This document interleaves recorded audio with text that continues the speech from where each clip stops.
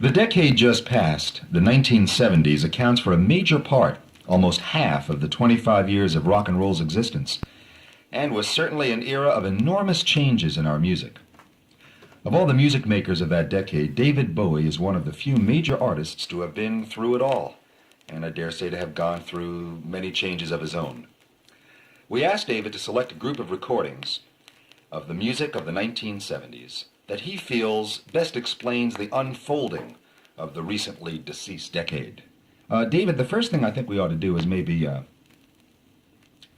put a setting on the 70s and where you were as the previous decade turned back in 1969. Ooh. Okay.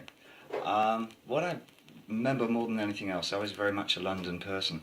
So what I was doing a lot of was what was called mixed media in the late 60s, which sort of involved doing stage shows and throwing as many gimmicks and ideas in as you could, really, using film and poetry and dance, and a lot of interesting things came out of it, I suppose. Bands like Tyrannosaurus Rex were involved, who later became T-Rex. Crazy World of Arthur Brown, of course, was a very big, important band on that circuit at the time.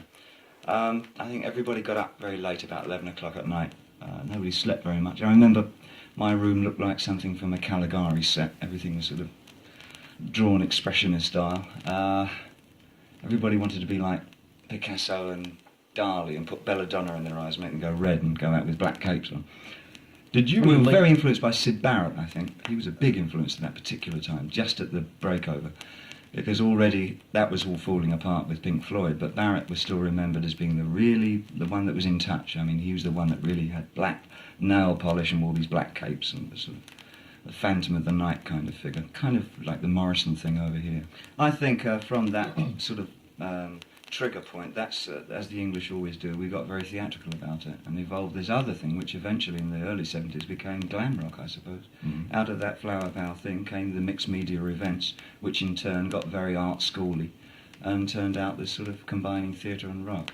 I think we just used it as the people that I was knocking around with, which they were mainly painters and musicians anyway. Mm-hmm. So we sort of thought, well, where can we go from flower power? Because it was America, obviously, because the whole different social thing was happening in America. Well, basically the war was the impetus of it in America, which yeah. Of course England was not all that involved in. Well, we are a removed race anyway. It was a bit indifferent.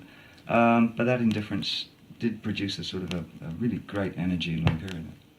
Musically, I think it's probably fair to say that as far as American audiences are concerned, most people became aware of you and your work through Space Oddity, yeah, which actually became popular in the United States several years after its English debut and its popularity in England. It was out in England. It was out for about 18 months or something before it did anything at all anyway.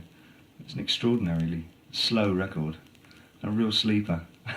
Is it a record that you can still listen to and feel good about? Yeah, if I strip away all the synthesizers, I like it as a tune. I like the lyrics, and it's nice to perform just with a very small band, just piano and guitar.